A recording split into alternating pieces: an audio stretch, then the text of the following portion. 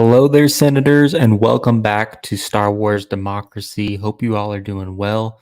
We have another Galactic Senate discussion tonight. We're going to be discussing which Star Wars movie is the best. We're going to be going through all of the Star Wars movies and basically just having a discussion, having a debate on what we think is the best one. Hope you like the background. I got the Palpatine's office, the Chancellor's office, because I am the Chancellor of the channel.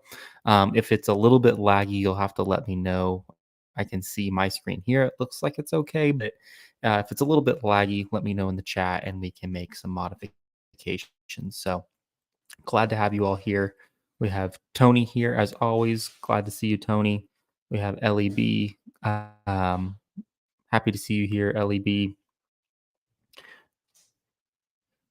Tony gifted 1 Star Wars Democracy membership. I appreciate that, Tony.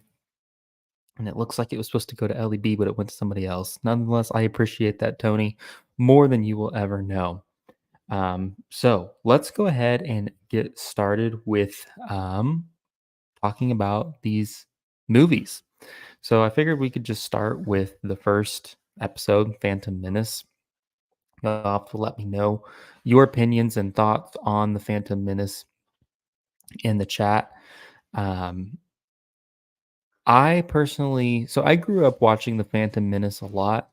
I remember watching it as a kid at my grandparents' house, actually on a VCR. And I just remember I was probably maybe first grade when I started watching that movie on the VCR, and I remember just loving it. Um, it was one of those that, I think looking at it now, it's pretty fast paced.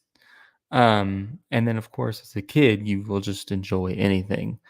The only thing that, I have questions about now is just in terms of like story structure. Who's the main character of that film? If you really think about it, is it Qui Gon? Is it Obi Wan? Is it Anakin? Who's the main character? And whose story are we supposed to be following? I mean, we know that Star Wars in of itself is supposed to be about Anakin and his turn to the dark side, at least for episodes 1 through 6. Um, but when you think about the Phantom Menace, yes, Anakin is in it as a kid, but who is the main character? Tony here says Qui Gon. Qui Gon's the main character. That's a fair point. A lot of people believe that. Um, I guess in thinking about that, y- is that like, I don't know. What's your thoughts on it, Tony? Do you think that the Phantom Menace has good story structure? Like from the perspective of being able to follow the protagonist and then the antagonist? Because the antagonist is a little bit tricky too, because you have Maul, you have Palpatine, you have the Trade Federation in that movie. It can be a little bit hard to follow. And like I said, as a kid, I would say that I enjoyed it all. But as an adult looking at it now, I would say that it's a little bit tricky to follow and really get an idea of who the movie's supposed to be about. Now, we can appreciate it because it is Star Wars. Um, but at the same time, it could be a little bit tricky to follow at times. Tony says, the father that should have been in reference to Qui Gon. And he says, you knew who was evil versus good. That's true. But it's just kind of interesting how the film itself does not have like a main and protagonist that we follow, a good person, and then like a main bad person. Um, Although it was a good film. I'll be honest, kind of a hot take. I never particularly enjoyed the pod race. I saw your comment there. It says, I enjoyed the pod race, the fight with Maul. Um, I did enjoy the fight with Maul, obviously. But I never really loved the pod race. It just seemed kind of slow to me. I never like really gained an appreciation for it all that much. I know it's cool. It's a race scene. Stakes are high. You know, it's fun, but it's sort of predictable, which I suppose a lot of movies are. Um, I don't know. I just was never like a huge fan of that scene or that sequence. Um, we have Jar Jar in that movie, and I know a lot of people have feelings on Jar Jar one way or another. I never found an issue with Jar Jar in the film. Um, I think it's a fun addition to the character. I kinda wish we would've seen well, I mean, we can talk about it more later, but I kinda wish we would see more Jar Jar in the future, like, in future movies, like, him in future movies, but Jar Jar in the movie, I think, is fine. Um, what else do we have in that movie besides Maul? We start to get our first glimpse of Palpatine, and, like, kind of what his plans are and his political moves, Senator Palpatine in that, film, so that's a lot of fun. Um, what else do we have? There's kind of like the callback to New Hope with Anakin and the Naboo starfighter when it blows up the Trade Federation ship. You have the battle droids. So I think it's a good film. Have a lot of fun with it. The question is it the best Star Wars movie? If you find it to be the best Star Wars movie, put a one in the chat. If you don't think it's the best Star Wars movie, put a two in the chat. That's how we'll do this moving forward. So if you think it's the best Star Wars movie, put a 1 into the chat, and if you don't think it's the best Star Wars movie, put a 2 in the chat. This is The Phantom Menace. The Phantom Menace, ladies and gentlemen, The Phantom Menace. Let's see. Tony says, "But if you saw the OT first, then everyone was expected for Qui-Gon and Maul." That's true. Tony says, "No, not the best." Gives it a 1.87 out of 9. Tony, You you know the rules. You know the rules. It's treason, then. It's either a 1 or a 2. A 1 or a 2. Let's see here. Travis says, "Greeting, guys. Good to have you here, Travis. We're talking about the best Star Wars movie and which Star Wars movie is the best. Right now, we're only talking about The Phantom Menace. Um, I wouldn't say it's the best for me." Tony says, "That's what my AI gave me. Fair, fair. There's the 2." And then Travis says, "Not the best for me, but I'll respect someone saying it's the best of the prequels." Interesting. Okay. Are there, do you know fans out there who think that Phantom Menace is the best of the uh, prequels? That's kind of fun. I'd never considered it to be the best of the prequels, but that is interesting. I will say, I don't know if you were here when I was talking about it, but I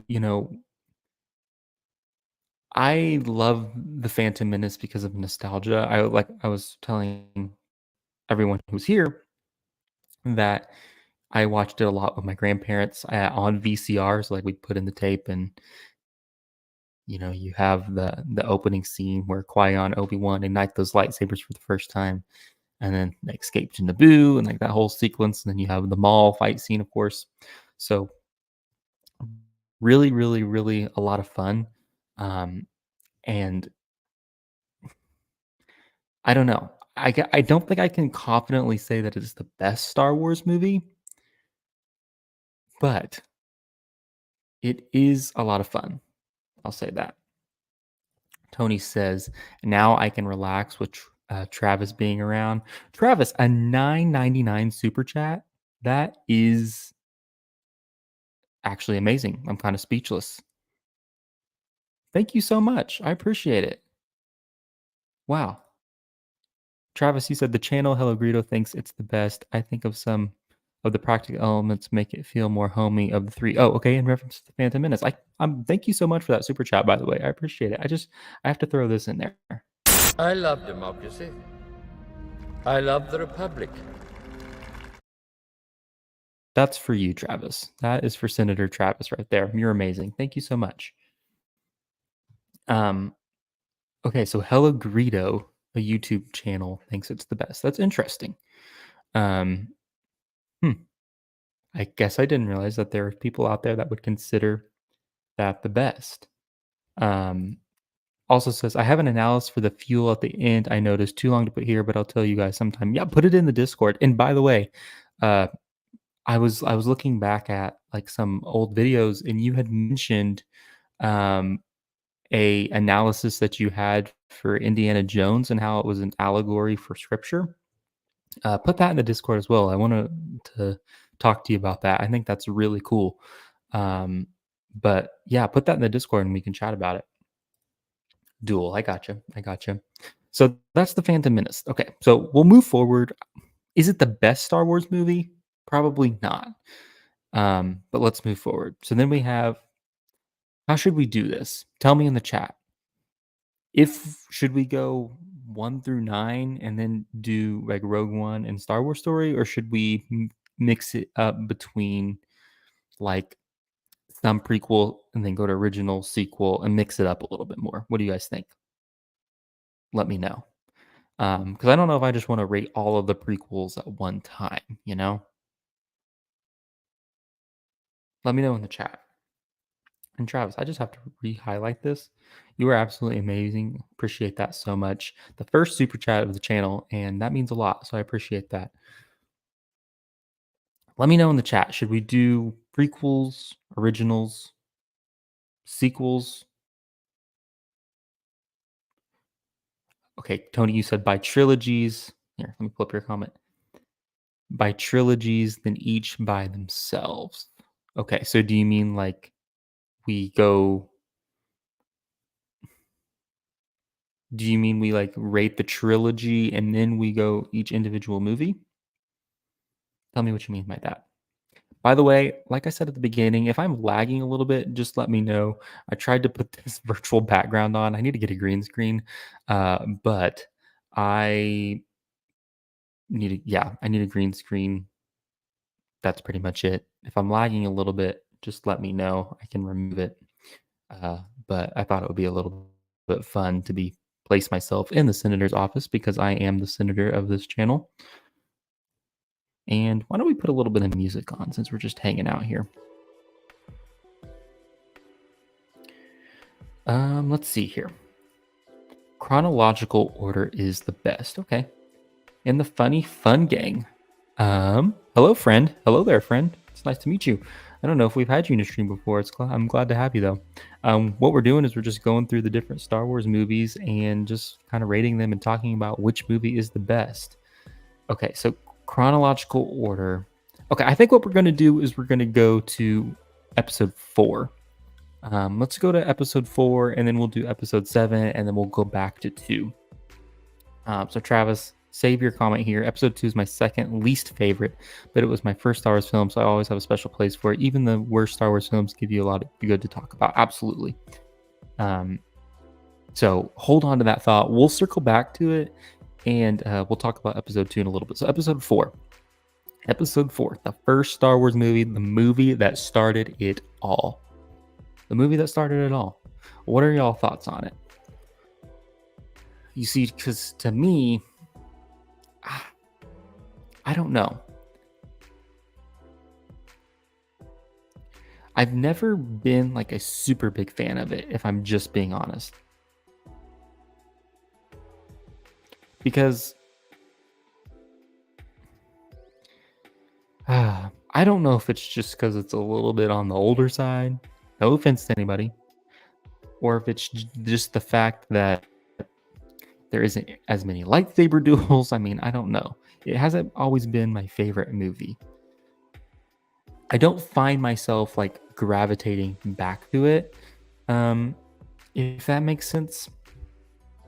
So I don't know. So the parts that I do like about it, I will say like the trash compactor scene, obviously, like that is one of those scenes that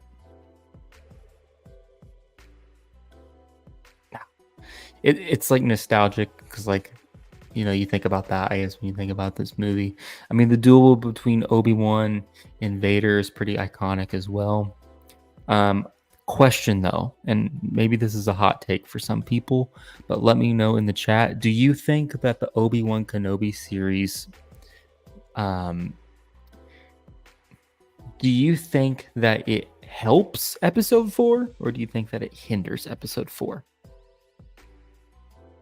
Let me know in the chat. Does it help episode 4 or does it hinder episode 4?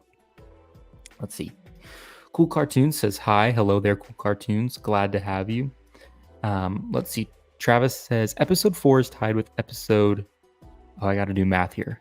Episode 4 is tied with episode 6. Once it starts, it gets better and better and doesn't stop.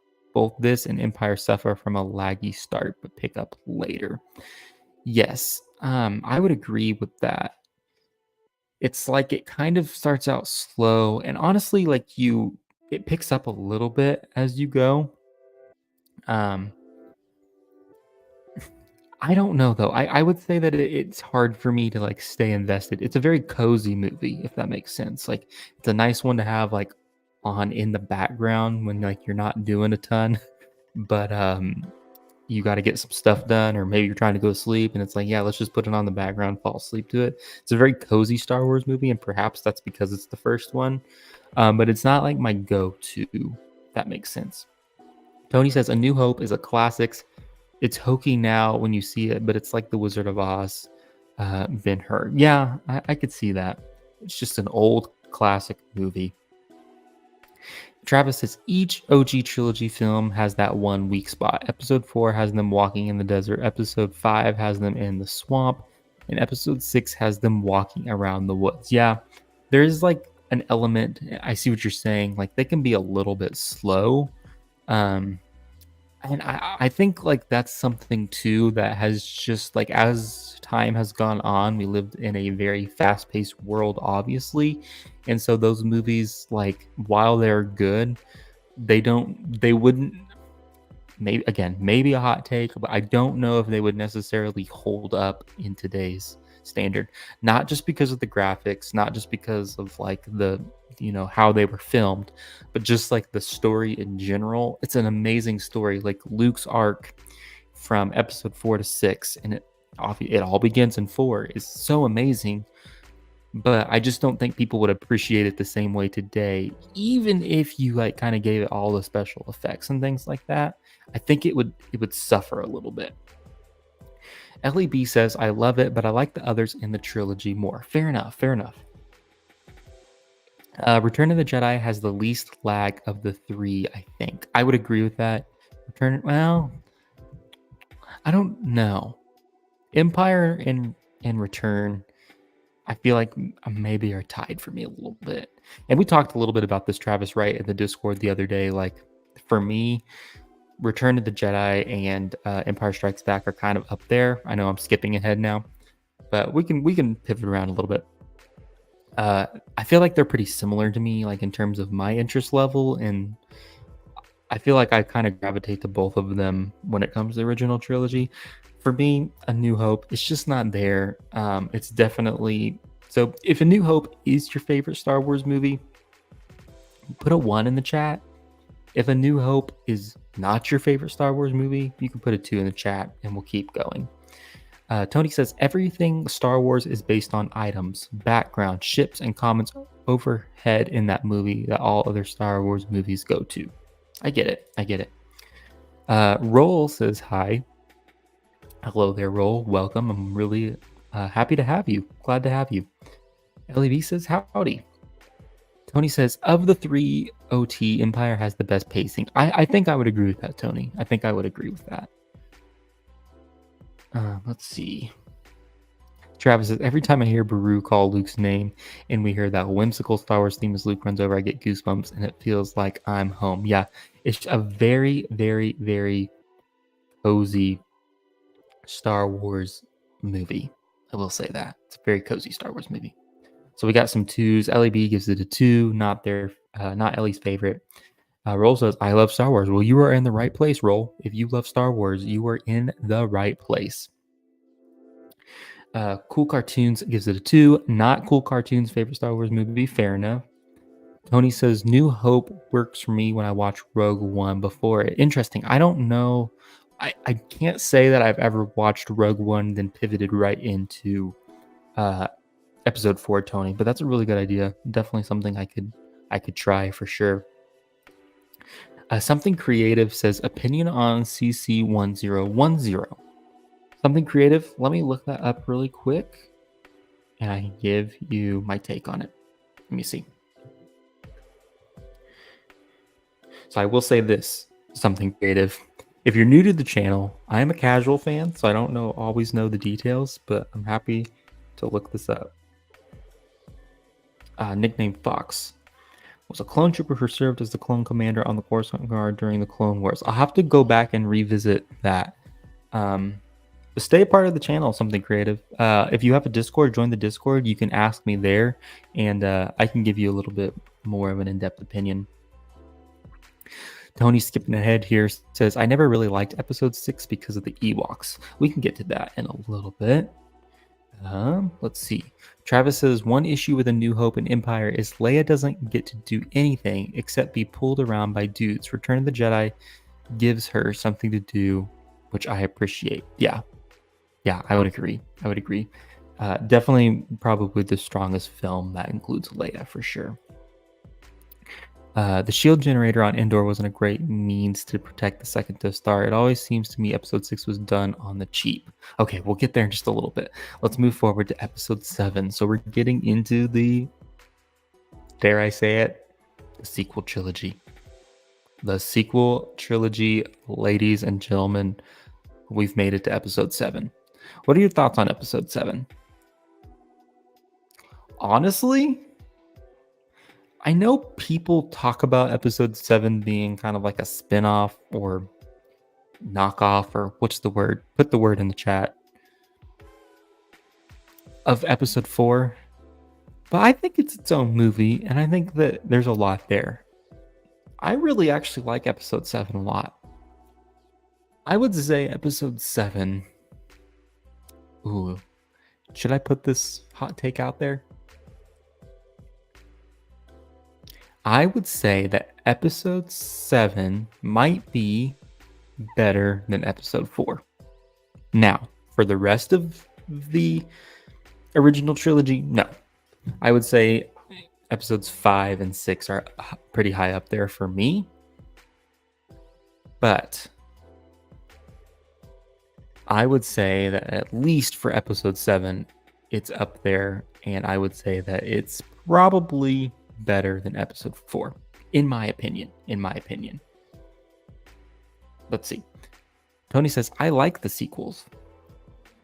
I can't say that I love them, but for episode 7 at least, I like episode 7.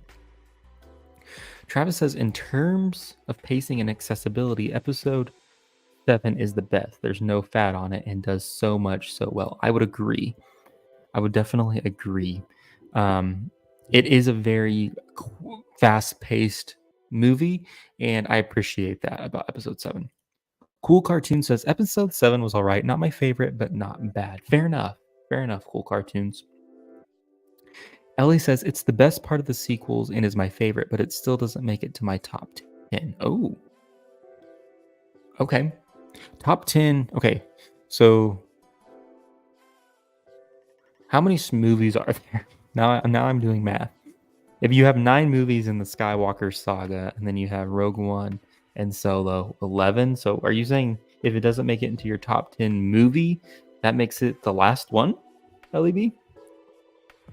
Let me know in the chat. Tony says 7 was a re-envision of episode 4 and better in terms of effects. Okay. Yes, I would say yes. I mean, that makes sense. I agree with that. I do agree with that. It's all downhill after episode 7. Yeah, that's a bummer too, right? Like, can you imagine if I feel like a lot of fans were still satisfied after episode 7. Can you imagine if we would have carried that trajectory on to 8 and 9? Would have been so good. Let's see. Travis Mitchell says the goosebumps scene for me is when Finn watches as Poe blows up all the TIE fighters, then yells, "That's one hell of a pilot." Yeah, that was really cool. Let's see here. Travis also said episode 7 also proves for me that Han is force sensitive. Another longer story. What? Han is force sensitive?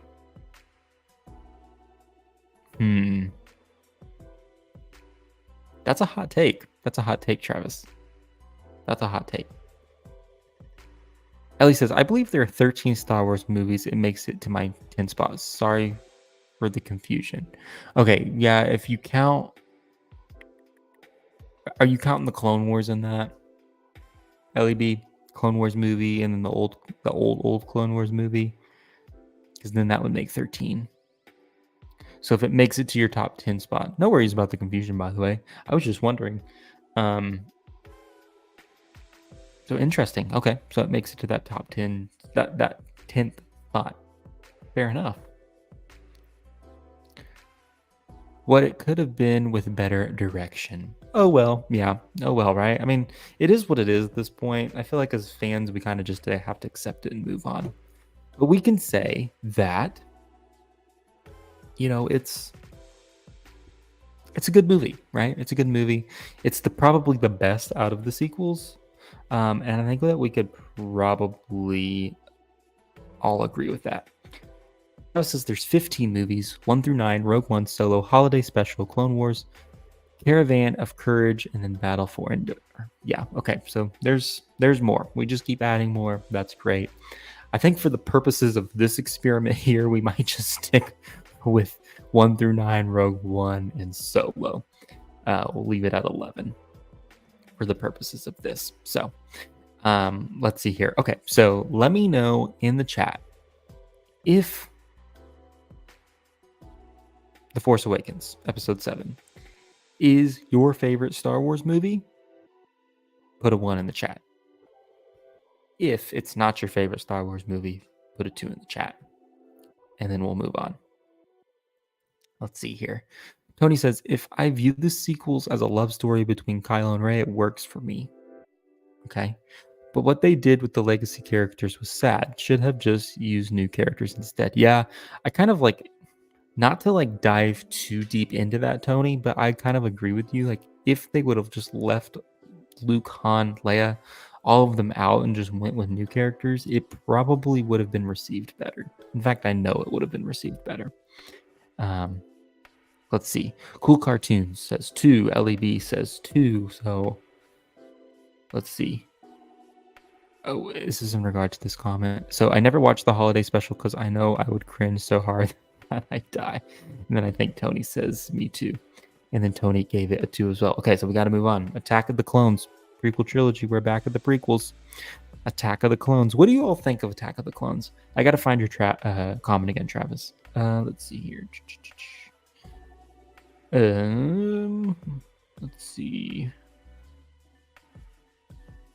Here we go. Here it is, Travis. Episode 2 is my second least favorite, but it was my first Star Wars film, so I always have a special place for it. Even the worst Star Wars film gives you a lot of good to talk about. Yeah.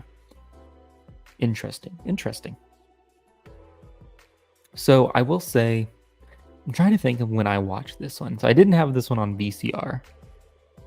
I wonder if they even made VCRs of this one. But I did have this one on DVD. So I'm trying to think. I think I still watched this because I was, let's see. Got to do math again. 7 when Revenge of the Sith came out. And so second grade. So I think that I probably watched Attack of the Clones after that. I definitely did not watch Star Wars in order. Because I watched Return of the Jedi first. I don't know. It was completely out of order. Anyway, Attack of the Clones. I can't remember when I watched it for the first time. I would say So what are some parts that I like about Attack of the Clones? You know why I think I like Attack of the Clones, guys? I think I like Attack of the Clones because it has a little bit of nostalgia just from the Battlefront games. I don't know if Battlefront 1, the oldest Battlefront 1 game, has any Attack of the Clones maps in it, but I do think, like, I'm pretty sure Geonosis is in Battlefront 2. Like, Dooku's in Battlefront 2. There's quite a bit in Battlefront 2. I don't know. There's like just some games out there that I think are pretty nostalgic for me. Let me bring in our good friend Journeyman here. Journeyman, What's up, welcome everyone? to the stream. We are Thank just you, man. having the best time ever. Nice. Yeah. We're talking about which Star Wars movie is the best. That is the Galactic Senate discussion for Ooh. tonight. We've already given our thoughts on episode 1. We've given our thoughts on episode 4, episode 7, and then now we're on episode 2. So, quickly, do you want to give your thoughts on all the ones that we've done so far? Just quick thoughts. Read them off in order again. Okay, so we did episode 1 first, Phantom Menace, Darth Maul. Episode 1, that's basically Darth Maul. So that's kind of Mhm. my quick thoughts. Is you have that going on for that one. Okay, Next, so Darth Maul. Okay, and then we did episode 4, New Hope, the one that started it all. the one that started it all. Basically set up the whole universe, what we know now. Okay, So that's kind of the. You got to start with the beginning. okay, It's got to start somewhere. sure. And then we went to Force Awakens, episode 7. Felt like number 4, kind of like a rehashing of 4. That's how I felt about it. It was still really good, but I felt like it was a rehashing a little bit. Sure. Okay. Fair enough. And now we're on to episode 2. So here we are talking about episode 2. LEB says, I didn't become a fan until 2022, and Rogue One was the movie that I had the most memories of before watching it again in 2022 after not watching it for years. Interesting. Cool. Very cool, LEB. Travis says, I dropped a brief breakdown of why I think Han has the Force in the Discord. Haha. Welcome, Journeyman.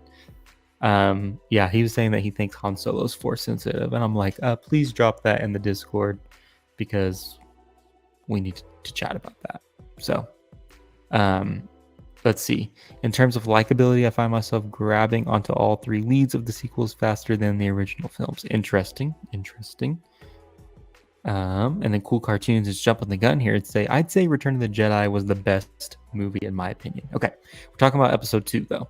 So what are your thoughts on episode 2, Journeyman? We got Yoda, we got Count Dooku, we got kind of like the first glimpse of Anakin turning to the dark side a little bit. I mean, a lot of fun stuff there. A lot of fun stuff. A lot of fun stuff. I do like the Dooku stuff. That's all well and good. For me, just because it's kind of maybe not everyone's style, but kind of Anakin and Padme's relationship going there. So that starts to really develop. It actually sets it up really well because at 4-3, when we get to that, like you really feel that twist. So like I feel like it develops that relationship very well to where you're like, in 3 don't do it, but of course we know what happens. But I feel like they do that pretty well. Yeah. It's a pretty, looking back on it, and I haven't watched it fully in a while. Does anyone else agree with me in the chat? But I feel like it's kind of slower paced. I do. I feel that. Okay. Yeah, I think I don't know. It's just like, I don't know if I can just, it's hard for me to sit through that one a little bit. It's kind of hard to sit through. I also feel like 1 and 2, they do a good, like Senate stuff, like all the politics stuff. Like they do that really well. and since we are Star Wars democracy, I Mhm. think that warrants it as well. Like they do really good on the politics part of it. Yeah, I would agree with that too. I think that yeah, because I think that's the one that Jar Jar gives him all. Yeah, Attack of the Clones is where Jar Jar gives him all the emergency powers. Palpatine all the emergency powers. We get the Hmm. clones. I will say one of Yeah, it's probably a mix for me in terms of what the Clone Wars show did that gave yeah, like the most backstory. I think we get a lot of we get a lot more in depth of just things that happen yes, for Attack of the Clones through the Clone Wars. So that's nice, yeah, I will say. yeah. Well, and that show Ellie? helps everything. But if we're going off of the movies, I agree with you. Like we do get a little bit of the clones and like that whole development there. But the Hmm. Clone Wars definitely gives us a better example and a well-rounded example of what went on between 2 and 3. Yeah. Yeah. Ellie B says this may be controversial, but all the Star Wars movies don't have much rewatchability. Like you're not going back to rewatch a lot. Hmm.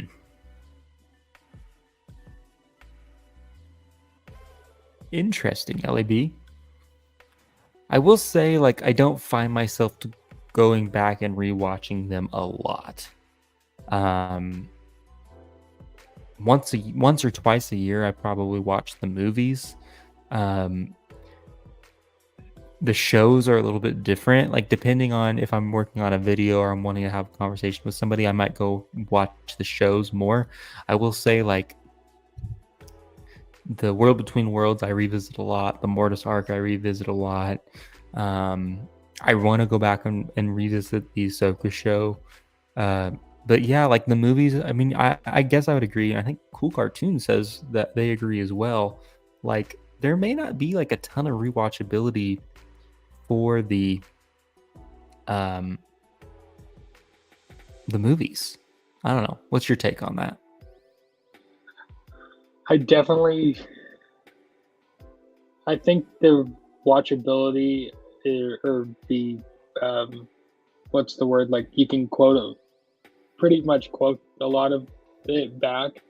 So I Mm-hmm. think that helps, like that we can quote it, so therefore we don't really have to go back and watch it. But I feel Sure. like for entertainment purposes, like yeah, I don't find myself going and watching it a lot, but every once, like I say, well, yeah, once or twice a year, I'll go back and watch the movies, especially around May the 4th. I start during that week or 2 weeks, like I start trying and doing a Star Wars marathon and like Yeah. Yeah. making sure I go back and watch them.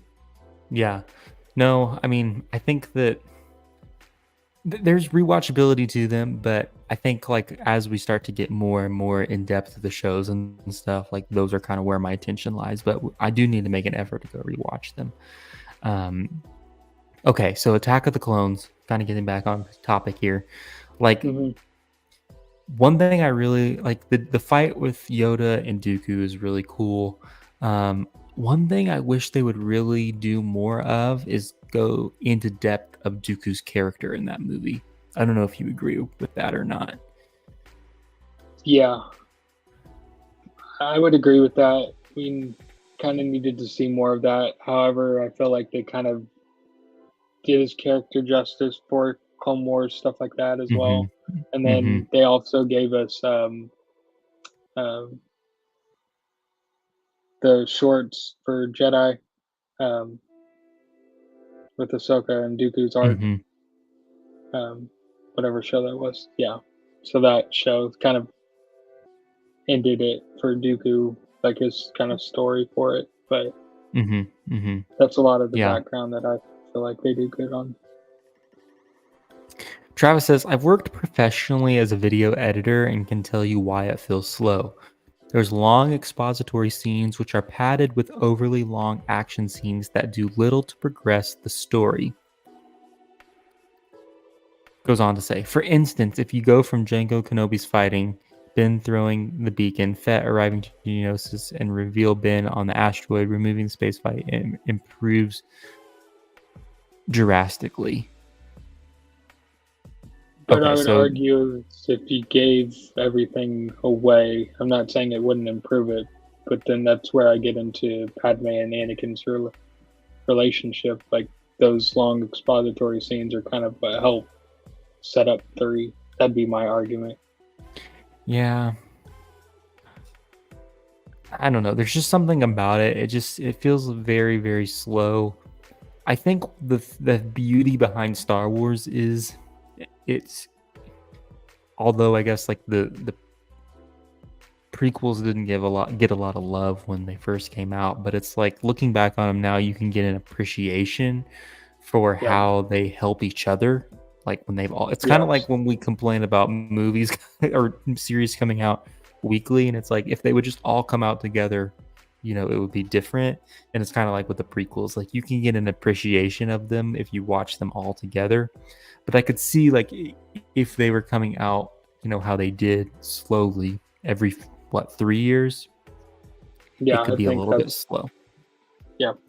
Yeah. So is episode 2 Attack of the Clones the best Star Wars movie? If you think it's the best Star Wars movie, put a 1 into the chat. If you don't think it's the best Star Wars movie, put a 2 in the chat. I'm going to go with it's not the best Star Wars movie. No. Yeah. Let's see here. Tony says, the movies go real fast. It's the animated series that I spend a lot of time rewatching. Yeah, I got to get through the Clone Wars again. I really need to start that back up. LEB says, I usually only rewatch a lot of Star Wars things if I'm watching with family or on a special occasion. One thing I really like about The Chosen is it's so rewatchable. Y'all better start watching that show. I know, I need to watch it. Travis says, in episode 2, Shmi dies before she can finish saying, I love you, sending him to the dark. In 9, Ben doesn't get to finish saying, I love you to Han before Han says, I know, returning him to the light. Yeah, very cool parallel there. Tony says, I have to rewatch them because it gives these discussions more impact, especially if you can contribute to them with new info. Yes, and of course, we appreciate you so much, Senator Tony, for being a part of the channel. Travis says, Saga begins with the Skywalker's fall over a love that dies and ends with the Skywalker's rise. Learning a love thought dead was never gone. Very poetic. And that's one thing that I can appreciate about the sequels is, even if it wasn't the intentions of the writers and the directors, you can draw some pretty good parallels from the sequels at times. So I will say that. Mm-hmm. Cool Cartoon says 2. It's not the best. LEB says 2. Tony says 2. And Travis says 2. Okay, so we're going to move on to episode 5, which might break the streak here. So far, every Star Wars movie that we've covered, everyone has given it a 2, saying it's not the best. So, episode 5, Empire Strikes Back. Is it the best Star Wars movie? We get Luke. Wait, let me see if I can get it right. Is it Luke, I am your father? No. Or does it no, I am your father? And it's no, right? Yeah. No, I am your father.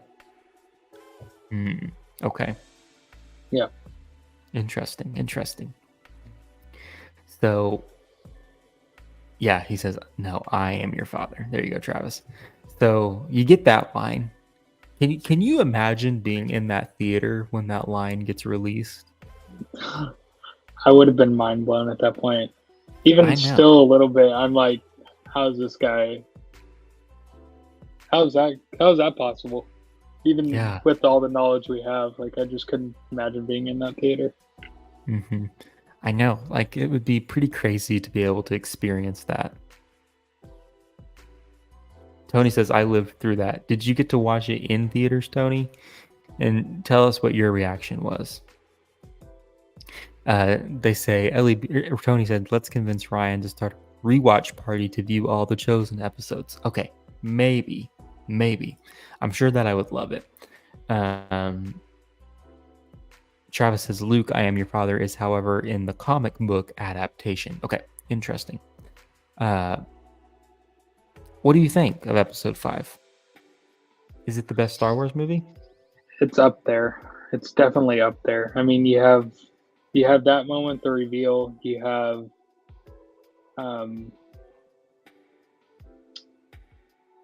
you definitely have what else is in You that have movie? Luke's training sequence. You have Luke's Hoth. training sequence. You have the fight between Vader and Luke, which is pretty great. Yeah, You have Leia and Han's "I love you," and he goes, "I know." I know. Yeah, Mm-hmm. their So there's that. relationship develops. Yeah. Mm-hmm. Although that's the one where Leia also kisses Luke, right? That's kind of just Yes, that's a little cringy. Yeah. That's a little That's cringy. a little cringy, like, but Mm-hmm. I'm just trying to. But I mean, it is what it is. It is what it is. Yeah.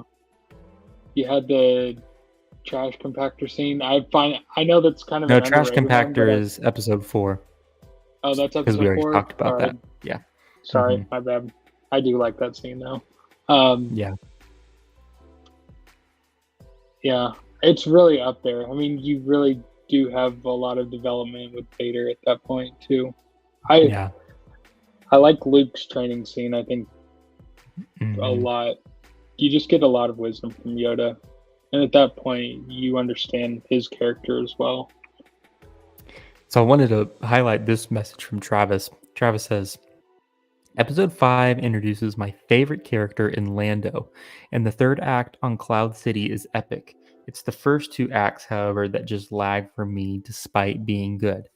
I think that's a really interesting take, Senator, because I have always found this movie to go by really, really fast. Yep. I'm assuming when you say when the first 2 acts lag for you, you're saying like the pacing is off a little bit and it just seems to lag. I don't like, obviously we can disagree, but I've always found that movie to move pretty quickly. That's just me. Tony says it was an exciting and impactful time to view that when it occurred. That hasn't been anything as close to that since, except when Hux claims he was a spy. Yeah. I mean, that's a pretty close second. I mean, in terms of cinematic reveals. Yeah. General Hux. Oh my goodness. No, the sequels. We'll get to that in a little bit. No, episode 5, yeah, like I think that it's up there for me. It's up there for me in terms of, is it the best? I don't know if it's the best. But I will say, like, it introduces a lot of fun things. And does a lot of fun things. I like the fight between Luke and Vader is pretty impressive. I always thought, what does Yoda say? Now I can't remember. Someone will have to help me in the chat.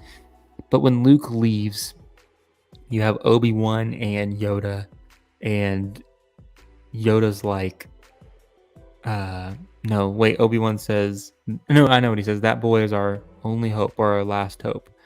And then Yoda says, no, there is another. There is another, yeah. And I remember when I watched that in my rewatch of the Star Wars films prior to The Rise of Skywalker episode 9, I was like, oh my gosh, he's talking about Rey. No, he was talking about Leia. At least, like, chronologically speaking. Right. But if you're a sequel fan, I suppose you could kind of draw like a connection there between that line when Yoda says, no, there is another. You can potentially draw it to Rey. I don't know. It is what it is, but yeah. Travis said there's a deleted scene I've only seen once on a foreign laserdisc when Lando's having to grab Luke on top of the Falcon as TIE fighters try to shoot at them.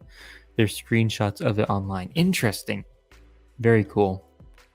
Yeah, that would be cool. Travis also says the scene where Luke is sliding off the Falcon, Lando attaching himself to the hatch with a cable, crawling to get to him. Something else has to have seen this scene. I don't know if I've seen that. It sounds cool though. Sounds like a cool little sequence. Tony says, I always thought there is another. It means Kathleen Kennedy. Oh my goodness. In the name of the Galactic Senate of the Republic, you're under arrest, Chancellor. It can mean whatever you want it to mean, Tony. It's so great to have you part of this channel. Okay, so we're talking episode 5 here. It comes pretty close to being my favorite Star Wars movie. Is it the best Star Wars movie, though?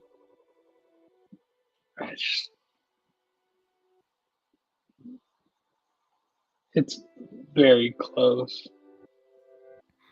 It's very close, I feel like, to being the best, in my opinion.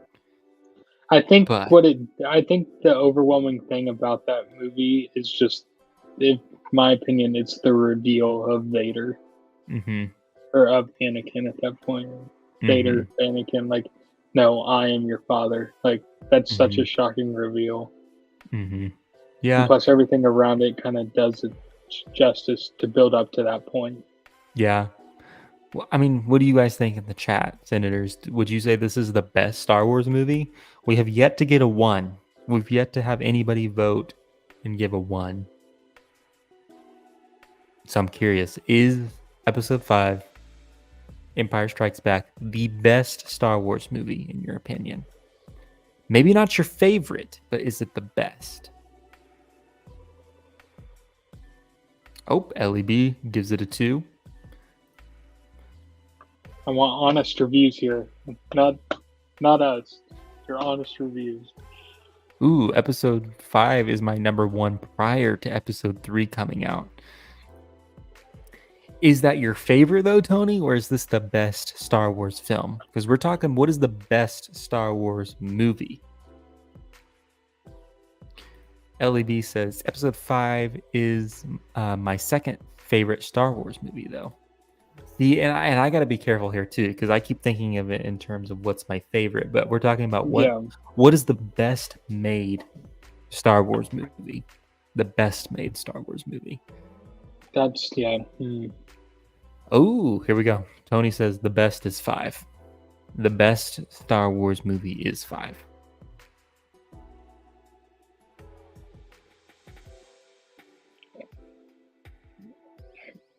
I won't disagree. Like, if we're just talking about story, I feel like it has to be, like, it's pretty sound. He says the best made Star Wars movies haven't been made yet. Interesting, Senator. Interesting take. Of the Star Wars movies that have been made, I guess you're saying 5 is the best. Cool Cartoons is also saying 5. Interesting. Okay, so we have some votes for The Empire Strikes Back. Let's go on to the next one. Going back to the sequel trilogy. The Last Jedi. The Last Jedi. This is how I okay. This is Windu speaking to The Last Jedi. The Senate will decide your fate. And then you have The Last Jedi. I am the Senate. Like The Last Jedi. LEB says no. Oh my goodness. Tony says, to me, there are some animated episodes that are far better than any of the movies. That's funny.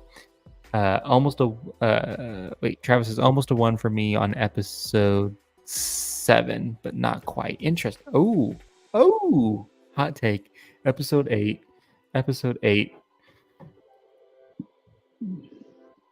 I don't know about that, Travis. The best Star Wars movie, almost a 1? I need to know why. I need to know why you say that, Travis. I think the cinematography on that movie is great, though. Like how it was shot, like the graphics and everything gets it's really well done. Yeah. Can I just say, the whole sequels, they're shot really well. I think I've maybe seen that movie 2 times. Maybe 3 times. I don't know. I know I've watched it once because I watched it in theaters. I don't know if I've actually gone back and watched it. No, I've had to because like I said, I was doing a Star Wars marathon, so I kind of had to push through. But honestly, I can't remember a whole lot from that movie, other than Snoke dying. That's the only thing that I can really remember. If you have the time, Travis, you can post it. You can post your. I think we lagged out a little bit there. Travis, if you have the time, you can post it in the chat, or post it in the Discord, and I can follow up in the Discord. Says, I love Finn's arc. He has to go beat for beat the exact same story he went through in episode 7. Only he only has to actually mean it this time. And then Tony says, in terms of the best main movie, that's a toss up with me with Rogue One and The Force Awakens. Interesting. Okay, so now we're just going all over the map here. We're going all over the map. So I need to go back to Travis. Can you please explain that a little bit more? He has to go beat for beat. The exact same story he went through episode 7. He only has to actually mean it this time. I'd like to have some more explanation on that, just so I understand what you're saying. Yeah, throw it into like I said, the Discord, Travis, or you can throw it in the chat and I can pull it up here, either one. Episode 8. I'm not trying to dismantle it. I'm just wanting to know, just so I can have the correct argument.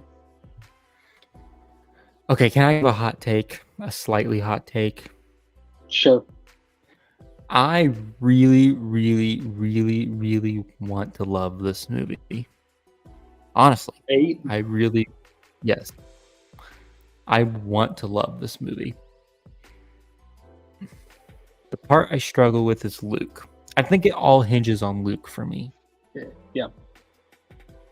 Actually, that's not true. There's the Luke part of like the Luke character. Like part of me, but like understands like what he's going through, and I do believe like honestly,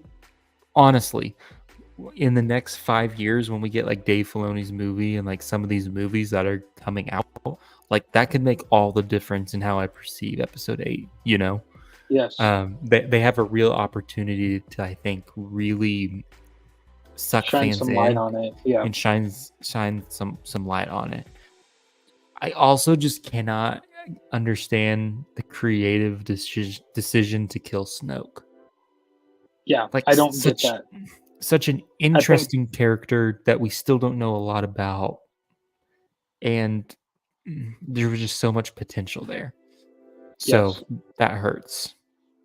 It's Luke and Snoke for me. Those are like the two biggest things that you did.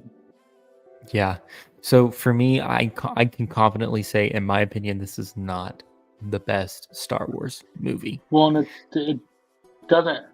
It hurts Disney's and our opinion, because even after that, just like the whole discourse behind that movie, with everything coming out, all of what people have said, it's like it doesn't help that movie's argument for being the best Star Wars movie. Mm-hmm. Yeah. So there you have it. I mean, I would put a 2 in the chat. Senators, let me know what you think for The Last Jedi, episode 8. Is it the best Star Wars movie? Let's see. Travis says the entire Finn Rose storyline on Canto Bight is so whimsical and reminiscent of an 80s fantasy movie. I remember being so taken by it, my theater clapping when you see them running with faith years. I honestly can't remember my reaction in that. I wish I could. I guess we got to go back and watch Last Jedi for us to understand it. Yeah. I'm glad there are people who like it. Don't get me wrong. I'm glad there are people who like it. Tony says, It should be in categories such as story, effects, cinematic directions, actors. Well, we don't have a ton of time, Tony. I wish we had more time. But maybe we can do that again. Travis, this is Ellie B. Ellie says, Travis, I went to see the Chosen finale on Saturday, and the first scene of episode 7 made me think a surprise to be sure, but a welcome one. That's funny. I need to go watch it. Ellie says 2. So, okay, it's not the best Star Wars movie. Let's move on. We're going back to the prequels. Episode 3. Is it the best?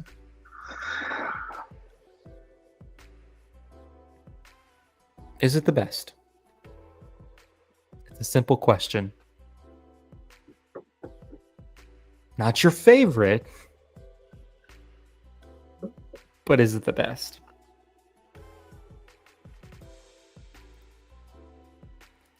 I think that I feel like I'm biased if I say that it's the best because it's my favorite. Yeah.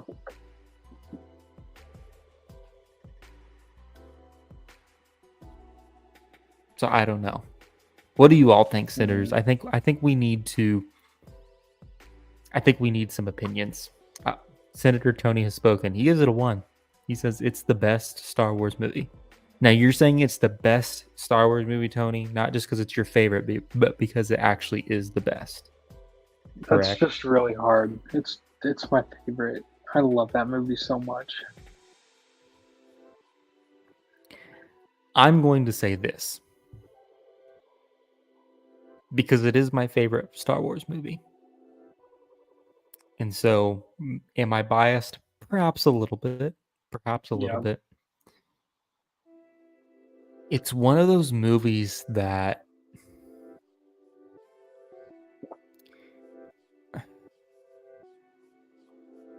I feel like it just really sucks. It just brings me in as a Star Wars fan, and it is emotional every time I watch it, regardless of how many times you watch it. Yes. And you and I have talked about this, right? Every time Anakin is forced with that decision to have to go and when he's sitting when he's sitting in the Jedi in the Jedi temple in the council room, and he's faced with that decision of, do I stay or do I go? And you just see the conflict, and it's like, no. And then as he's running to his ship to fly, it's like, no. Every time it captures you. And just the emotion behind it, the fact that you have this character who is honestly played so well by Hayden Christensen. So much thought that he put into that character and like how he portrayed that character. And then I'm just like, there's so much. The fact that there's so many lightsaber scenes. Now, I mean, I guess haters are going to hate and say, oh, you can't just like it because there's lightsaber scenes. Well, I can do whatever I want. So, and that's kind of the basis for what Star Wars was in the first place. Which, by the way, I don't want to completely derail this conversation, but supposedly there are reports out there that are saying the reason why EA canceled the Mandalorian game and not some of the other games is because it didn't have lightsabers in it. So there you go. Tell me what good Star Wars is, and I mean, it just makes sense, right? Like, right. So anyway, well, and then we talk about the emotion part of it. The scene that I get into and that I always think is a cool shot is when he's on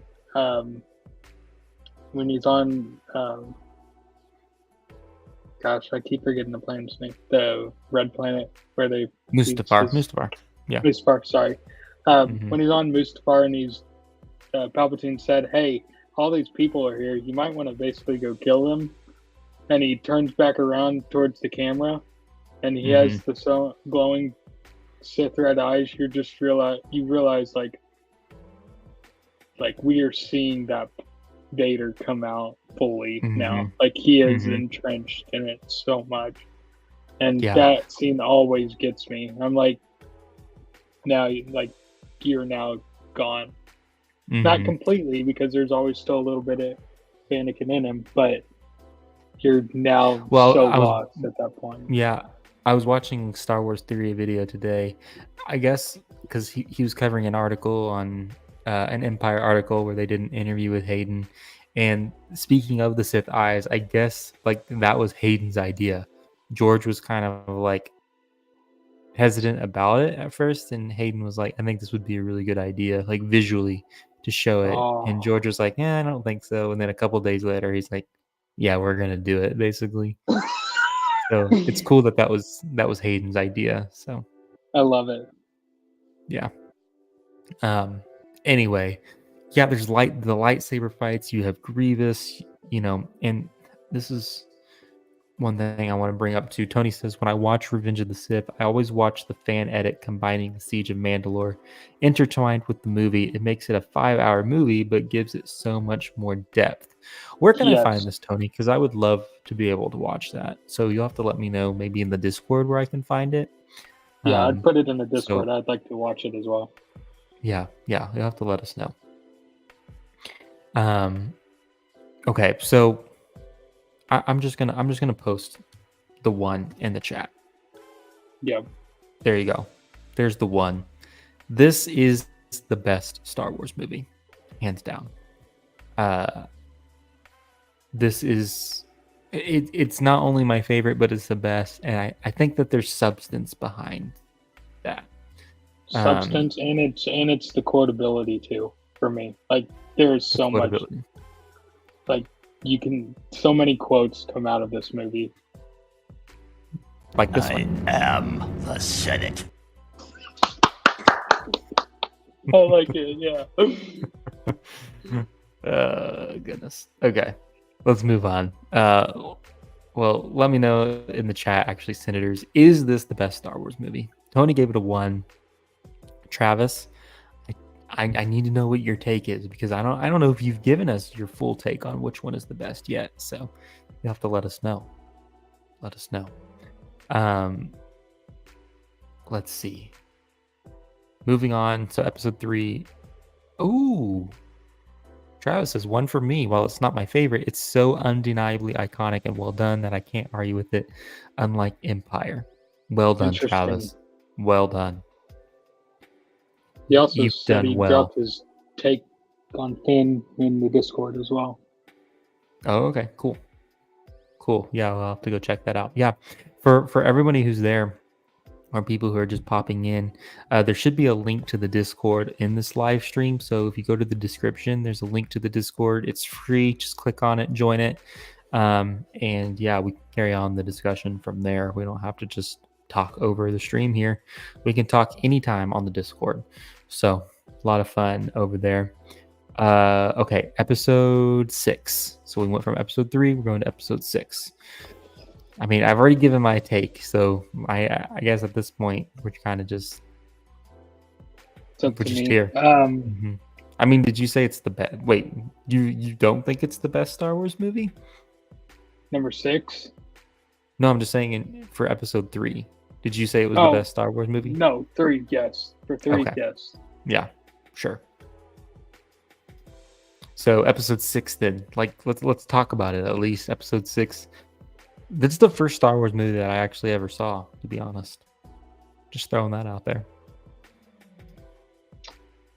Yeah. I mean, I love that we kind of get, even though he's not dark side ever, we kind of get the darker side of Luke Yeah. in 6. Right at the beginning there, yeah. Right at the beginning. And then really it's about the manipulation of Palpatine and Vader trying to manipulate Luke. And just Luke at the end of the day having the great graciousness of, and the being humble about himself, like being like, no, you are my father, and I'm not gonna do this just because you did all these things. Like, he's just like, you are my father. I've accepted what you have said. Mm-hmm. And just, It really brings out the true meaning of a Jedi at the end of that, for sure. yeah. We have Tony says, I love the last 15 minutes of that movie. I truly hated the indoor part. So can I give my hot take on this? I feel like my hot take is I was just never like, I get the, and you and I have talked about this, I get the redemption arc of Vader, but I never have been like very satisfied with how it all ended. That's why I'm like so excited to see hopefully more Anakin and maybe Ahsoka and some of these other projects that deal very closely with the nature of the Force. Because I really, really, really need to see. And I mean, I guess at this point I have seen like Anakin redeem himself. Like he's come back to like train Ahsoka and stuff. And so that's satisfying. It's more satisfying now, but you know, it's such an emotional end, and it's kind of an abrupt end where it's like, I just want to see him like happy, you know, and like he does die happy, like he dies satisfied. Like, let me look at you with my own eyes, basically. Well, it's what a father should do, is dying for his son too. Like, that unconditional love too. Yeah, and he does it that, and it's just like it goes so abrupt. So I guess I should say it's not that it's a bad ending; it's just so abrupt that it leaves me with more. And I'm hoping that we get some more of that, because I would love to see, in some way, shape, or form, whatever medium, whether it be animation or live action or whatever, I would love to see more of that interaction between Luke and Anakin, and like see that relationship develop. I will say, I think there's like a book. Travis, I know that you read the books. It's a fairly new book where Luke is like on Exegol, I think, or has a vision on Exegol and comes into contact with Anakin, or like Anakin comes in to save him or something. I don't know. That's pretty cool. I want to read that book. Raphael Diaz, great to have you here, Raphael. Raphael says, episode 6 is the best in my opinion. A beautiful end to the saga. So there you go. A senator with a take that episode 6 is the best. So very cool. Very, very cool. Is the indoor part with all the the furry people? Sorry, I keep... Yes, the Ewoks. Ewoks. The Ewoks, yeah. Think of... My brain's a mess. No, you're good. Yep, the Ewoks. The Ewoks are in that one. Says, thank you. Yeah, of course. Glad to have you here. Okay, so anybody else who's maybe watching and just lurking behind the scenes, just eager to cast their vote, if you think it's the best, put a 1 in the chat. If you're not a fan of it, put a 2 in the chat. Let's see. Tony says, make a salesman's YouTube channel. See his instructions to get a Google Doc that has all the edits of all the Star Wars, everything 4K and 1080p, blah, blah, blah, blah, blah. Just select what you want to view online or download. Perfect. Okay. Very cool. Thank you for posting that. Travis says, Shadow of the Sith. That's the one. Luke has a vision of Exegol through the Force where he's attacked by acolytes and saved by Anakin. Him and Lando getting a distress call from Rey's parents, helping them. That's so cool. That's interesting. Really That's cool. That's so cool. Anakin comes in to save the day. That's just like, it's those kinds of things that I'm talking about, you know, where it's like, that makes it more satisfying, in my opinion. In my opinion. Cool. Okay, so, yeah, let us know in the chat. Episode 6. 1 if it's the best, 2 if it's not. And then we go to 9. Okay. It's not good. It may be worse than episode 8. No, I know it's worse than episode 8. Okay, speaking on 8, can we go back to that? Because when I first saw it, I thought it was actually really good, and then how I've decided to like um, make the movies like stand out and like hold up on their own. You know, me and you started poking holes at it immediately after, and to us it didn't hold up. So that's why we also just hated it. 9, I did the same thing.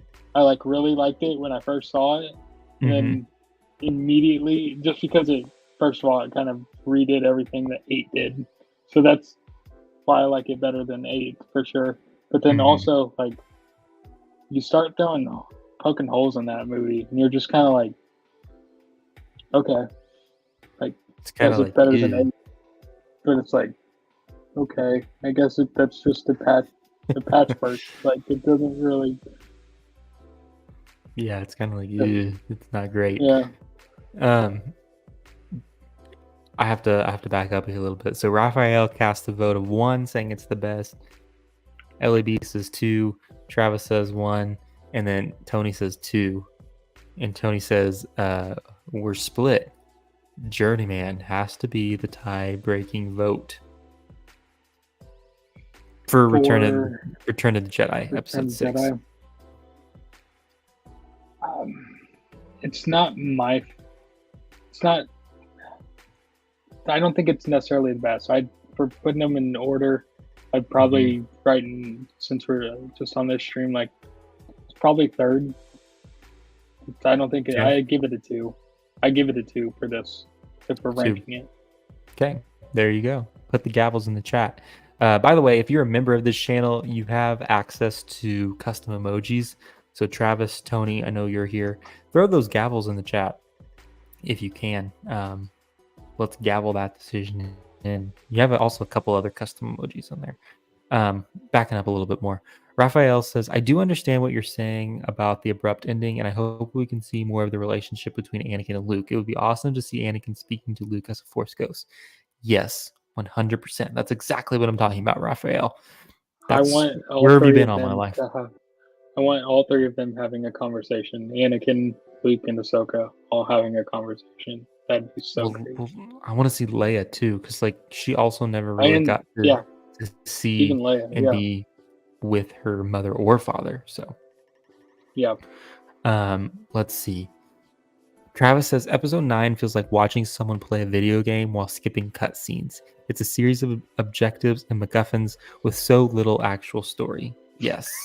I've never thought about that till now. I just remember sitting in that theater watching that movie, and I'm like, what am I actually watching right now?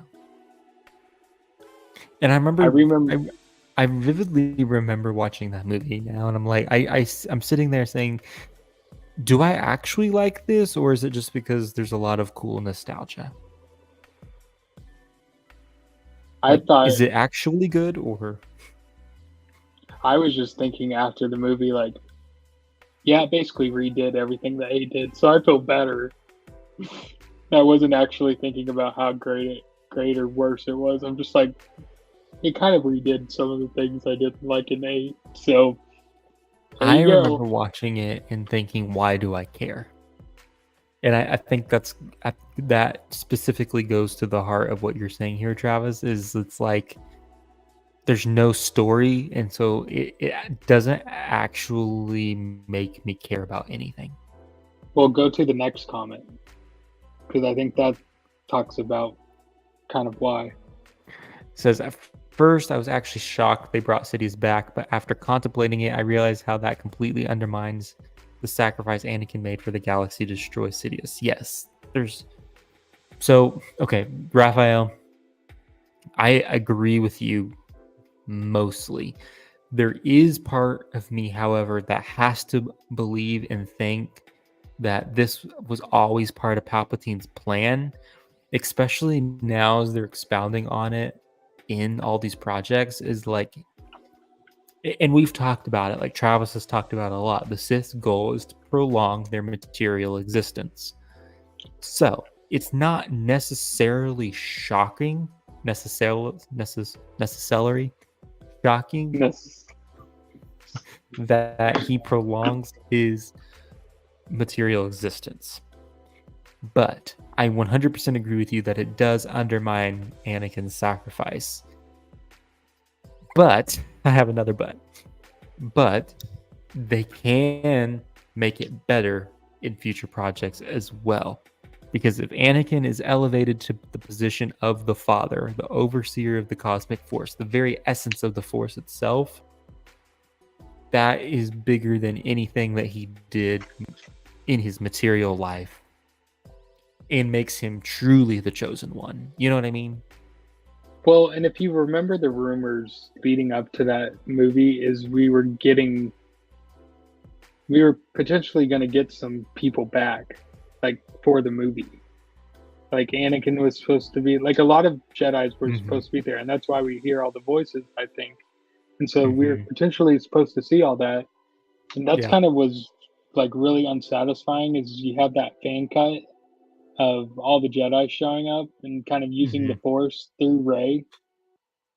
And when she's trying to get back up and everything, and she says, "I am all the Jedi," like I really like that fan edit because it does what you kind of just explained. Is like he's elevated to that father position or in that power role, and using the Force through Rey, which then would mean that Anakin really cut Palpatine down again.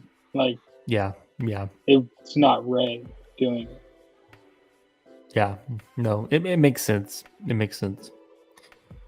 Travis says, Rafael Diaz, as someone with Return of the Jedi as number one, I agree. So it's crazy for me to say Palpatine's ending makes sense to me now, and I don't hate it. And then let's see here. Raphael says, it would be so awesome to see Luke, Ahsoka, and Anakin speaking with each other. I think we're going to get that. I think that we're going to get that at some point. I don't know when, but I think we're going to get it at some point.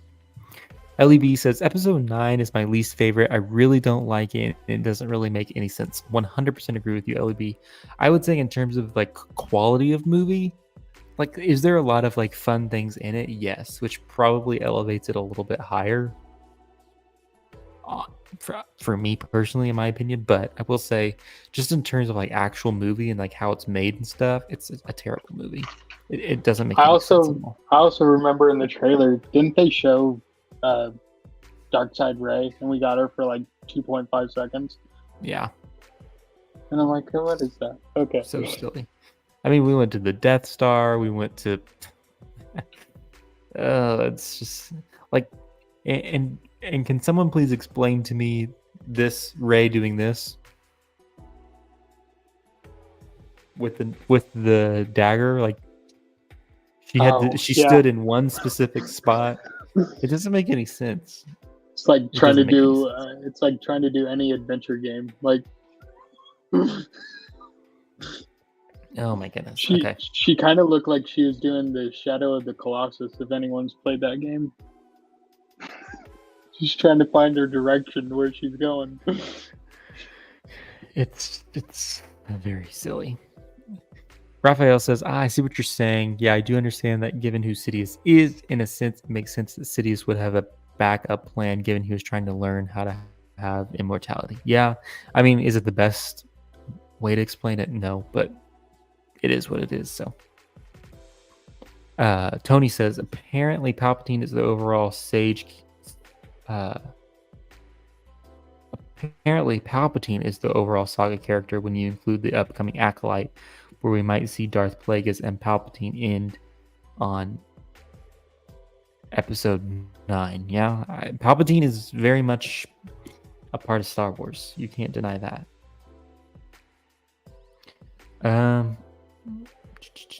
Let's see.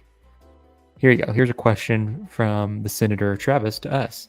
What does the rise of Skywalker mean for everyone in the film? I have my own take, but I like how it's subjective. Well, I think it's kind of clear when you see the end, but I don't know. I agree with him. I think it is subjective.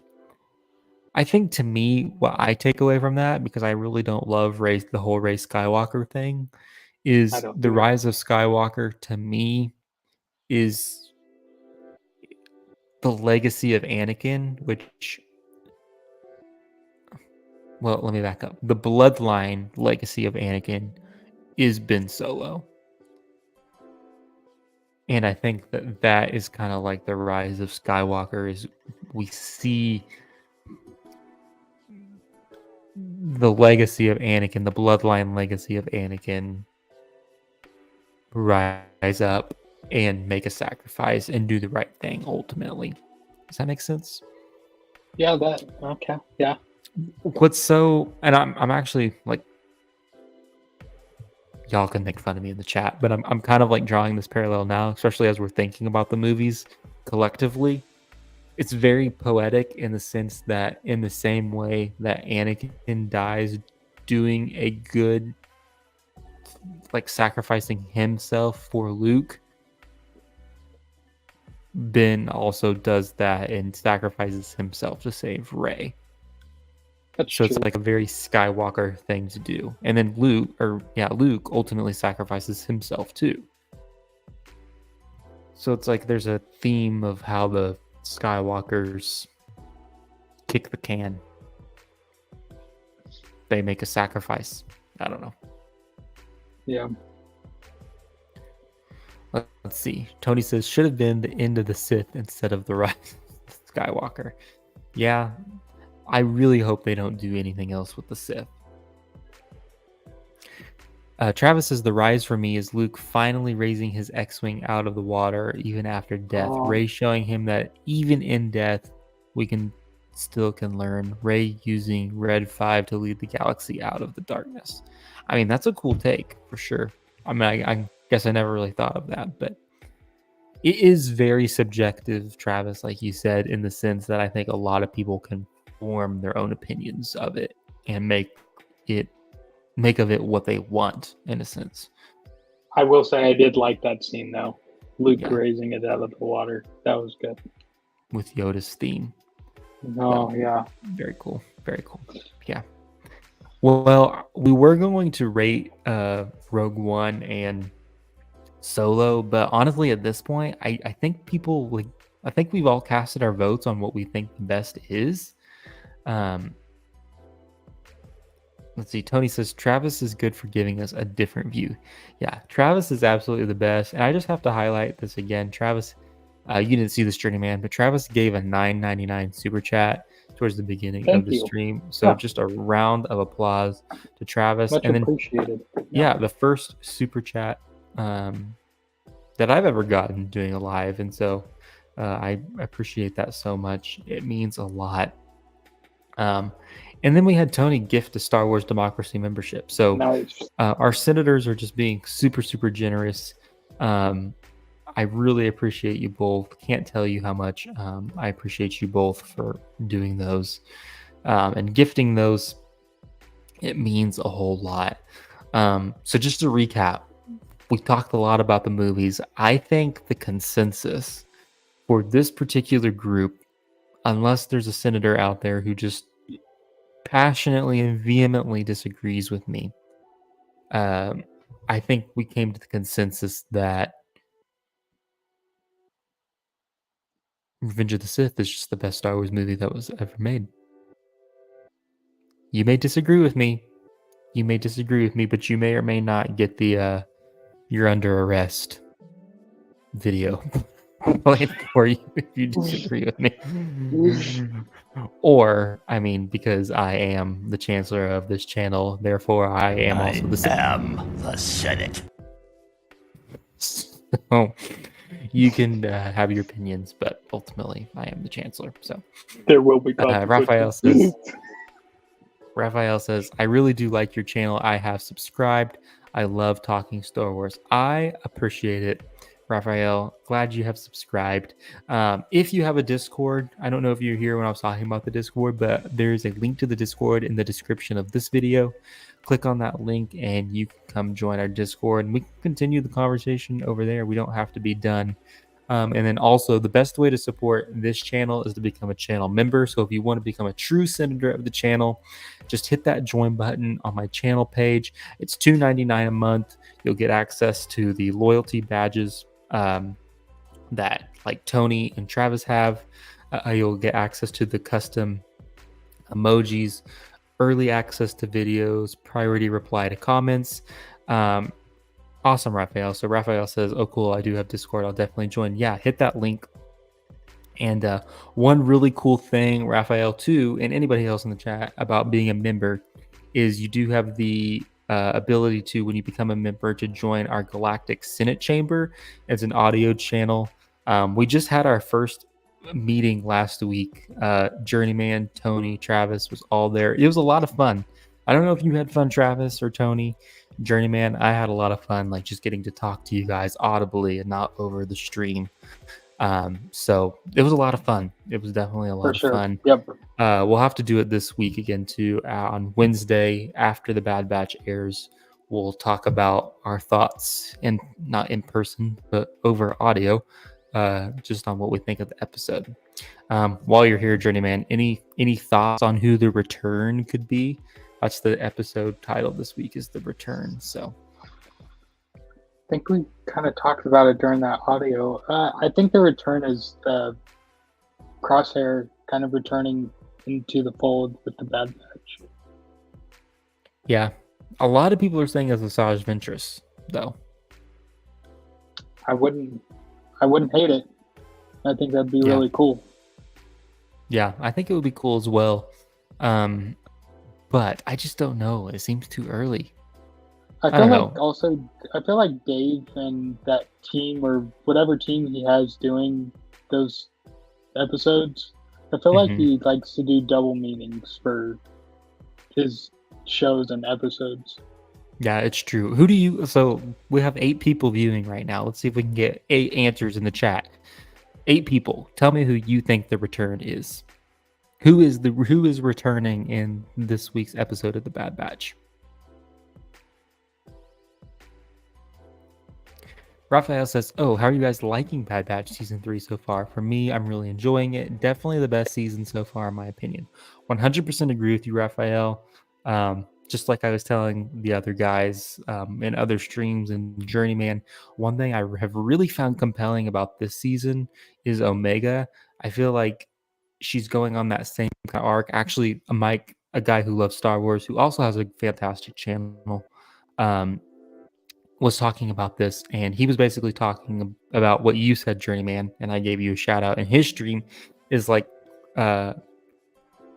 Omega is really going on an Ahsoka arc where she starts out as really, really annoying, but now like we are having that, like, okay, we kind of feel bad for her a little bit, and like we're kind of making that turn finally. And so, yeah, I to answer your question, Raphael, I think Omega has been one of the best parts of this season so far. And not just because of the stuff that we're learning about, just like with the cloning and midichlorian count, et cetera, but just because I feel like a lot of the characters are becoming compelling this season. So that's my take on it. What are your thoughts, Journeyman? I agree with your take, and the thing I'll add to it is probably not first season as well. I like the first season.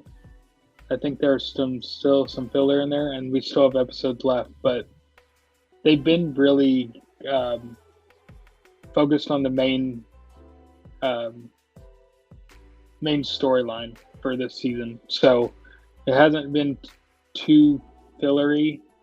It's been really, really direct and really to the point of the stories, and that's what I like. It hasn't really drifted off too far, even though we've been to other planets or did other things. Like, it still feels like it's supposed to be for the main mission and not just like why are we here type of thing. So that's kind of what I'll add to that as well.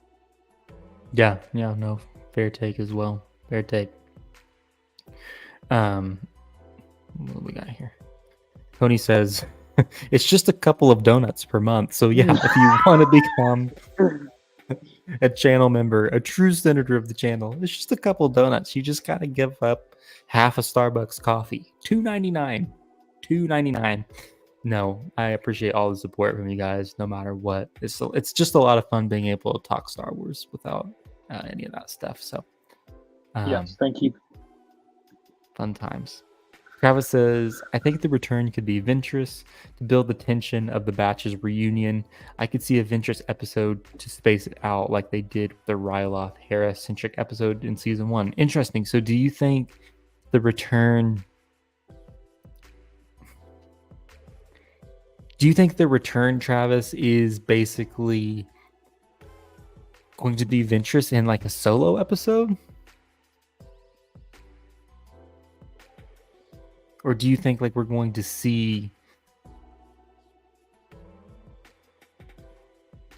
like, because I know one thing that we talked about potentially is like the Bad Batch, like because the Empire is already on the run, like potentially knows where they are, so they could potentially like be right there, and before they even have time to have like a meaningful reunion, like the Empire could find them and like they just have to get up and go. So you'll have to explain what you mean a little bit on that, Travis. Who's the bounty hunter in Mando with the like yellow or orangish helmet? Fennec Shand. What's her name? Fennec Shand. Didn't they give her kind of like a main kind of arc with Cad Bane as well in Bad Batch? Or was that Clone Wars season 7? Say that again. Like, didn't they give Fennec Shand a kind of an episode with Cad Bane trying to capture Omega? Yes. Nala Se in season 1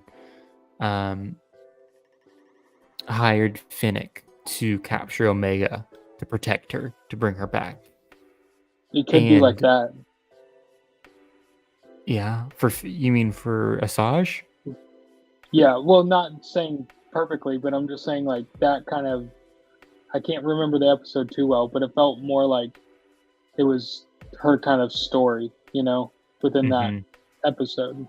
Mm-hmm. Like it was focused on Bad Batch and her at the same time, but it kind of went back and forth. Yeah, no.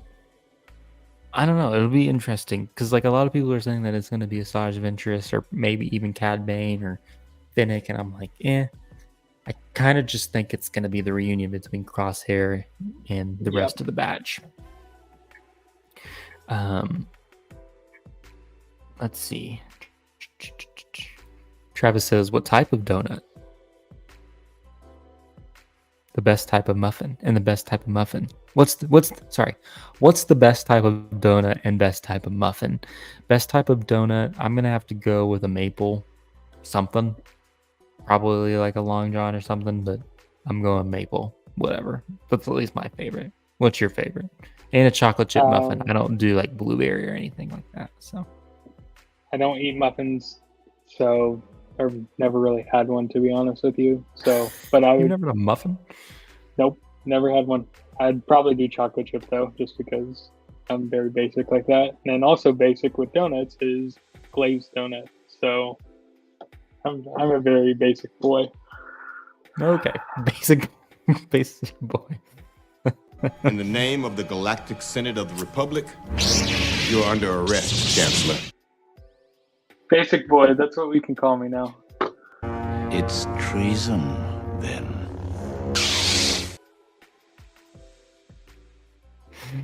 I mean, to be fair, I could use the other word. But... Oh, goodness. Tony says, Journeyman looks like a scone man to me. A delicacy. Oh, that's funny. Let's see. Raphael says, I know this is a little off topic, but what are your guys' opinions on the cloning bodies that Hemlock is trying to create for Sidious? Do you think Filoni is going to try to tie that into the sequels? Oh, 100%, Raphael. I think it's pretty obvious at this point that we're heading into the sequel direction. So I think you said you just subscribed, but I have a video that I created last week about a theory I have on Mace Windu. If someone can find that video and post it in the chat, just the link to it, that would be awesome, just for Raphael. So Raphael, I think that one of those bodies in one of those chambers inside that vault is Mace Windu. And I think that would be a really, really, really cool way to bring back Mace Windu, because the argument that I make in the video is like, honestly, Palpatine.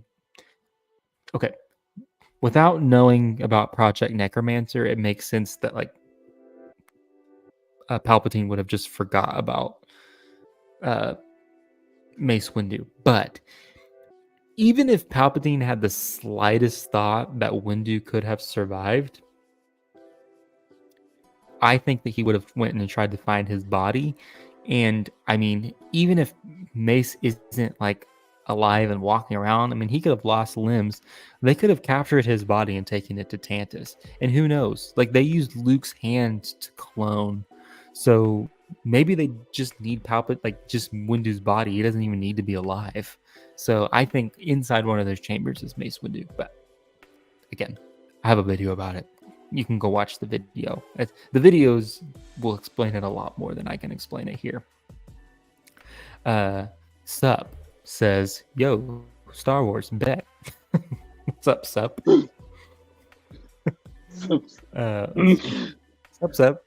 Sup. Travis says, that'd be an insane ending. They free Mace and he becomes part of the Bad Batch. That would be cool. Raphael says that would be crazy. Yeah, I think it would be. I mean, it's one of those theories where I come up with a lot of wild things. Like, here's another one for you. Ahsoka is going to be the protector of the world between worlds. We know that the Mortis gods, we know that the daughter in Rebels says we are the ones who guard the power. We are the middle, the beginning, the middle, and the end. We know that Ahsoka has a connection to the daughter. I think that eventually Ahsoka is going to get her staff that we see at the end of Rebels, even though they retcon the scene. And that staff is going to be an ability for her to be able to open up portals to the world between worlds, and she will be deemed the protector of the world between worlds. But again, I have a video on that as well. Sup says, okay, I have a question for you. What do you think that Obi-Wan did right after Luke and Leia were born?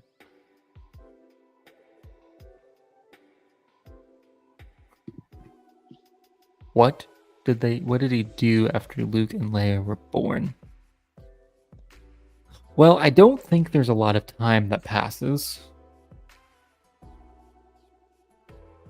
So, I mean, probably not much. I mean, Senator Organa says that he'll take Leia right away. So I think that they just take Leia back to Alderaan. And I think that probably Obi-Wan went ahead and just took Luke right to Tatooine. I don't think there was much that was done in between. That may not be the answer that you're looking for. It's not a very elaborate theory or anything, but that's the only thing that I can really think of at the current moment. Well, that's what they kind of show that's what they show in Revenge of the Sith at the end, is him taking him to Tatooine. After that point, I want to say, like, it's kind of why I was hoping to kind of side note, the Kenobi show was going to answer a lot of that. And so that's what I thought we were going to get. But I just feel like he was a protector over Luke. He always, if we go back to 4, Luke talks about that grumpy old hermit or whatever he says about Obi-Wan, right? Like, he's just a grumpy old man, basically. Like, so I think he was just been a protector over Luke for so long. Maybe they, him and Leia or him and Senator Organa have just been kept in communication still about Leia too. Yeah, as we see in kind of Kenobi. Well, and yeah, that raises a question too that I don't think anybody answered me. But do you think, when we were talking about episode 4, I brought up the question of, do you think that the Obi-Wan Kenobi series enhances episode 4, A New Hope, or do you think that it detracts from it? Or maybe it just keeps it the same. It doesn't make it better or worse. It kind of keeps it the same. There's no better or worse from it. I feel like at the end of that, I'm kind of like, you kind of get the first hello there sure. Like, and that kind of propels you Mm-hmm. into other things. Okay, well then, other hot take then, and I think I already know your opinion on this, but do you guys think that? Would you guys in the chat say that the Obi-Wan Kenobi series is very forgettable? And like I said, I think I know your take on that, Journeyman, but you can tell me if I'm wrong. So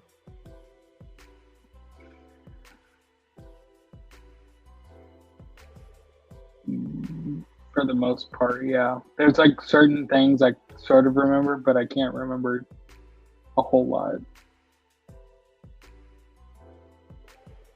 I think it's just forgettable. Here you go. Tony says Obi-Wan Kenobi equals Y. And then Travis says there's a very underrated series of young reader books called The Last of the Jedi, which tell a better version of the story, I think. Qui-Gon is constantly talking to Obi-Wan, watching Luke. He's gone. And then we have another senator here. Zia says hi. Welcome, Zia. Y equals wasn't necessary except for fan service. No, so Yeah. I would argue with Senator Tony on that.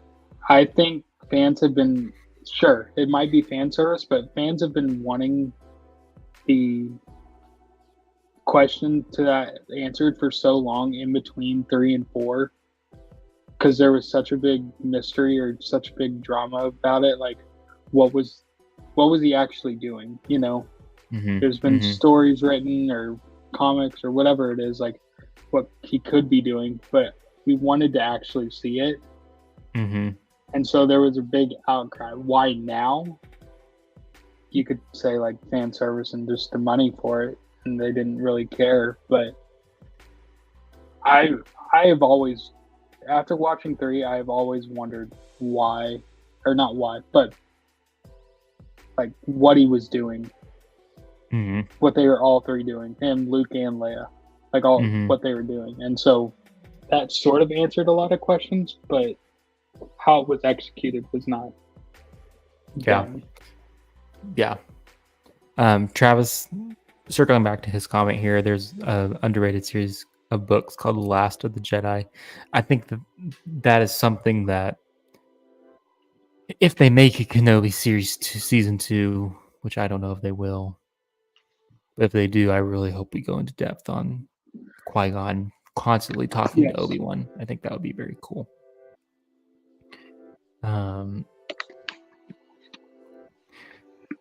Raphael says, I personally would say it's most it says forgivable. I'm wondering if he meant to say forgettable.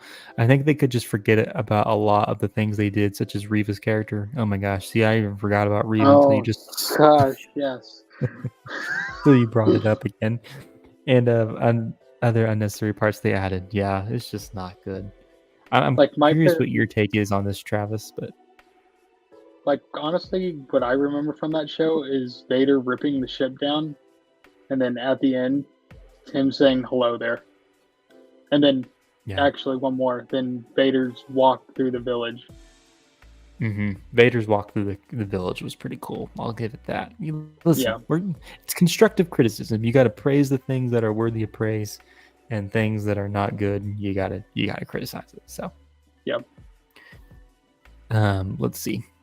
Travis says, when they announced Camille Najani was in the show, I thought he'd be an older kidster who thinks Vader killed Anakin, teaming with Ben to stop him. Ben too scared to tell him the truth. Yeah, I thought a lot about what they could have done with this show, and they didn't do anything. Tony says, I agree with Journeyman, but if you took out the Inquisitors, it could have been told in 2 to 3 episodes. There you go. That's true, too. And then Raphael says, Travis, I agree that it's much better way to tell the story of Obi-Wan. There's a fan film by Jamie Costa, I think that's his name, that depicted this story pretty closely. Yeah, I've seen that one actually, Raphael. It's pretty good.